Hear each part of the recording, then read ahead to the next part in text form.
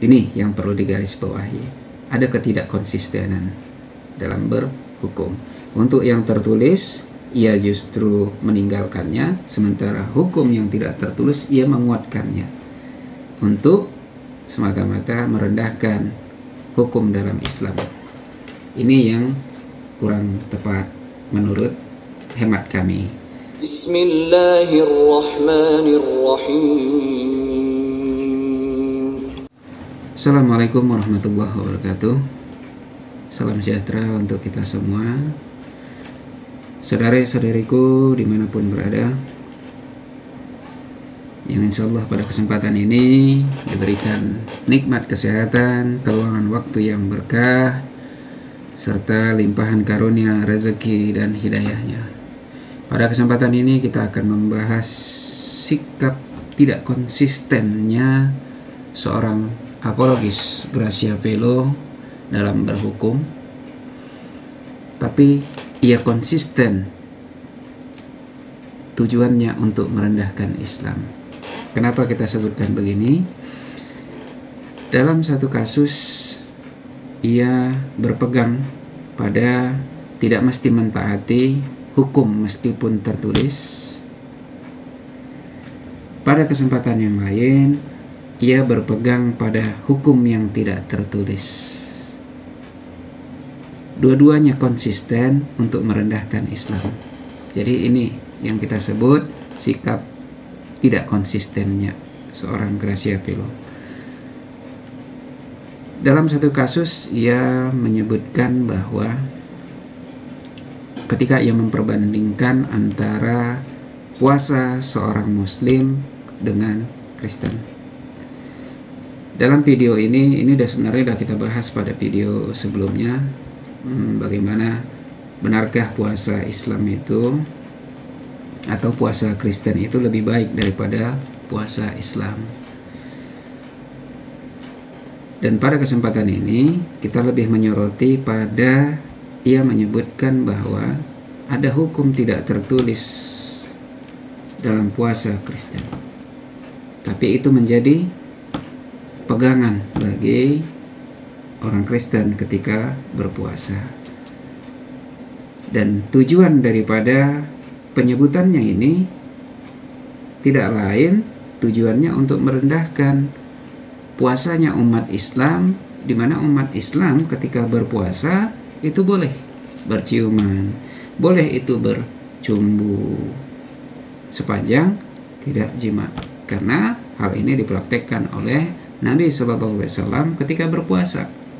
Sementara di Kristen hukum ini hukum tidak tertulis. Coba kita lihat videonya. Di dalam kekristenan, di saat berpuasa, seperti yang diajarkan di dalam kitab Yesaya 58, bahwa di dalam berpuasa kita benar-benar harus menolak dosa, jaga kekudusan, dan harus menjaga kesucian diri. Sehingga dari hal ini menjadi suatu rahasia umum atau aturan yang tak tertulis. Di saat berpuasa, orang Kristen dilarang berciuman, bercumbu, atau berhubungan seks, mengumbar hawa nafsu, birahi mereka yang sedang berpuasa. Jadi jelas di video tadi disebutkan bahwa menjaga kekudusan, nafsu dunia,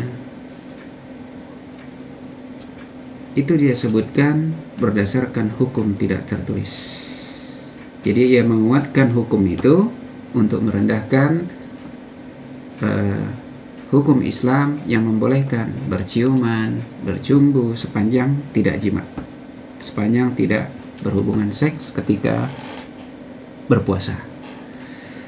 Namun dalam satu video lainnya ia menyebutkan bahwa tidak ada kewajiban bagi Kristen untuk mentaati, karena larangan yang disebutkan dalam Alkitab katanya tidak ada larangannya, tidak ada dosanya, tidak ada haramnya. Sehingga nggak masalah. Mau makan babi silakan, mau tidak juga silakan. Itulah bayangan gambaran kira-kiranya. Boleh kita lihat videonya sebagai berikut. Jadi kalau kita based on the text, aturan makanan Alkitab itu berdasarkan kategori kesehatan, mana yang bersih silahkan makan, yang tidak bersih jangan dimakan. Plus, jika ada yang makan binatang-binatang yang kotor seperti udang, ini kan tidak boleh dimakan. Lele, makan kepiting. Hukumannya apa? Di sepanjang Alkitab tidak ada sanksi untuk orang-orang Yahudi maupun orang-orang Kristen yang makan udang. Ada larangan makanan. Jangan makan udang karena itu tidak bersih. Tapi kalau andai kata saya makan udang, hukumannya apa? Tidak ada sanksinya. Oleh karena itu di dalam Alkitab, masalah makanan itu bukan masalah dosa atau tidak dosa, bukan masalah halal dan haram. Tidak ada kata halal dan haram. Saya ulangi berkali-kali di dalam bahasa Alkitab. Yang ada unclean animal atau yang clean animal. Masalah bersih dan tidak bersih. Di video tadi jelas ia menyebutkan bahwa karena tidak ada dosa di situ.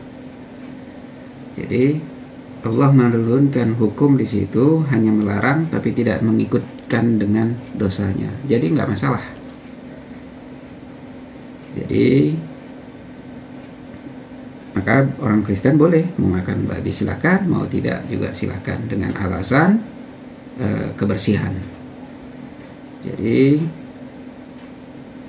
di sini ia menyebutkan bahwa hukumnya ini tidak menyebutkan dosa, boleh dilanggar larangan daripada Allah tersebut karena tidak menyebutkan dosanya. Dan ia tidak menyebutkan juga tidak ada haram di dalam Alkitab. Padahal kalau kita lihat di kitabnya Imamat di pasal 11 itu setidaknya ada 11 kata haram di situ. Silahkan aja boleh dicek. Tapi kita tidak menyangkut ke situ. Ini hanya menyangkut kepada kekonsistenan di hukum. Dalam arti kata, ketika ia menyebutkan hukum itu sudah jelas tertulis, tapi karena tidak disebutkan dengan dosa, boleh dilanggar. Sementara dalam hukum berpuasa tidak tertulis, tapi ia memaksakan itu harus dijaga ketat. Dengan tujuannya untuk merendahkan puasa Islam, dan yang kedua ini untuk merendahkan makanan dan minuman yang dihalalkan dalam Islam. Memang dalam video yang kedua ini ia seperti mengkanter video daripada Ibu Iren Handono dan Bapak Sanihum. Jadi ini yang perlu digarisbawahi. Ada ketidakkonsistenan dalam berhukum. Untuk yang tertulis ia justru meninggalkannya, sementara hukum yang tidak tertulis ia menguatkannya untuk semata-mata merendahkan hukum dalam Islam. Ini yang kurang tepat menurut hemat kami. Dan di video yang kedua tadi sudah disebutkan bahwa dia menyebutkan juga tidak ada haraman, walaupun jelas di situ di Imamat itu ada 10 ayat yang menyebutkan kata haram di dalamnya. Dan ketika kita menyebutkan larangan, ini hanya sebagai kias saja, contoh permisalan. Jika kita seorang majikan, lalu ada karyawan kita nggak suka, kita melarang, kalau kamu kerja, kamu jangan sambil makan, sambil main handphone atau gitu. Kita nggak menyebutkan nanti sanksinya apa ketika dia langgar gitu. Jadi si karyawan boleh aja dia nanti sambil kerja sambil makan atau sambil main handphone. Toh majikan kita tadi kan nggak menyebutkan hukumnya. Kira-kira modelnya seperti itu. Lalu yang kedua, di dalam video yang kedua tadi yang berkaitan dengan makanan, dia juga merendahkan secara dalil bahasa, mungkin dia tidak merendahkan, tapi secara verbal, secara bahasa dia juga malah merendahkan, karena ia menyebutkan untuk menjaga saling menghormati, saling toleransi, tapi ada suatu kontradiksi yang dilakukannya. Buku saya ini menggunakan 11 hadis sahih yang berbeda, 5-6 tafsir Quran. Saya tampilkan apa adanya, tidak saya tambahi, saya tidak kurang-kurangi, saya tidak menghina. Memang seperti ini aturan pola makan Islam. Apakah ini baik apa tidak baik? Ya itu urusannya orang Islam, menganggap baik ya silakan kamu makan. Tapi jangan paksakan pola makanmu, minum kencing onta, makan bangkai, menggunakan minyak bekas kecemplung tikus yang mati, atau apalagi itu, makanan yang kemasukan lalat. Kalau memang ini sah untuk dimakan oleh orang Islam, ya silahkan kamu makanlah. Termasuk ini, kalau memang kalian suka meminum air perasan tai onta, dalam konteksnya di sini nih keadaan terdesak. Kalau memang ini halal menurut Islam, ya silahkan Anda konsumsi. Yang ada apa? Kita harus saling toleransi. Saya Kristen sangat menghormati apapun pola makan kalian. Saya tidak pernah menuduh, mengata-ngatai, mengolok-ngolok pola makan kalian. Kalau ini halal buat kalian, ya silahkan lakukan. Demikian pula, apapun pola makan orang Kristen, bukan urusan kalian orang Muslim. Hormati pola makan kami.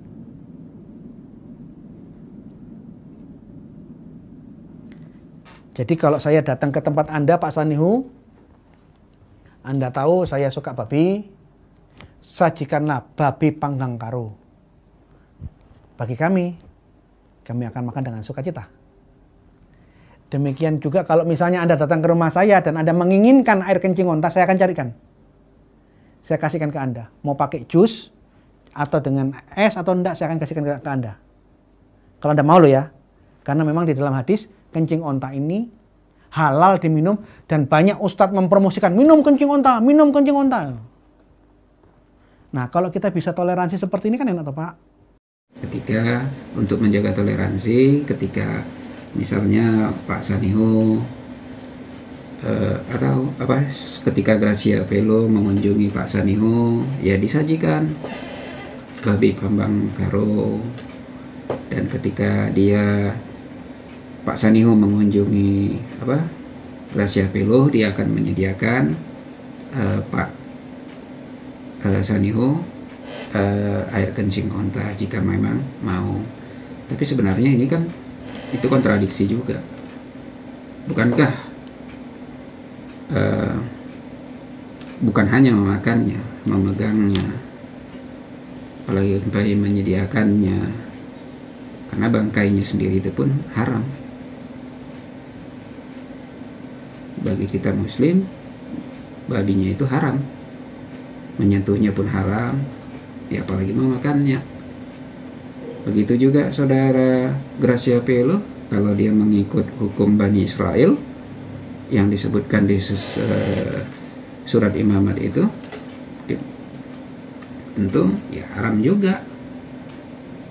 Jadi kan ada ketidakkonsistenan di sini, ada kontradiksi di sini. Ya kalau mau saling menjaga, ya netral aja lah. Itu aja mungkin pada kesempatan ini. Harapan kita ada titik temu dalam dialog umat Islam dan Kristen. Pas yang dikatakan oleh saudara Gracia Pelo, yuk kita saling menjaga, saling toleransi, saling menjaga ada batas-batasannya, cuman jangan setengah hati ketika kita mau mengatakan saling menghormati dan saling menjaga. Tentu sebagai seorang ilmuwan, agamawan, tentu hal ini yang harus kita jaga sehingga terjalin hubungan kehidupan beragama yang baik di negeri kita ini. Mungkin ini aja yang bisa kita sampaikan.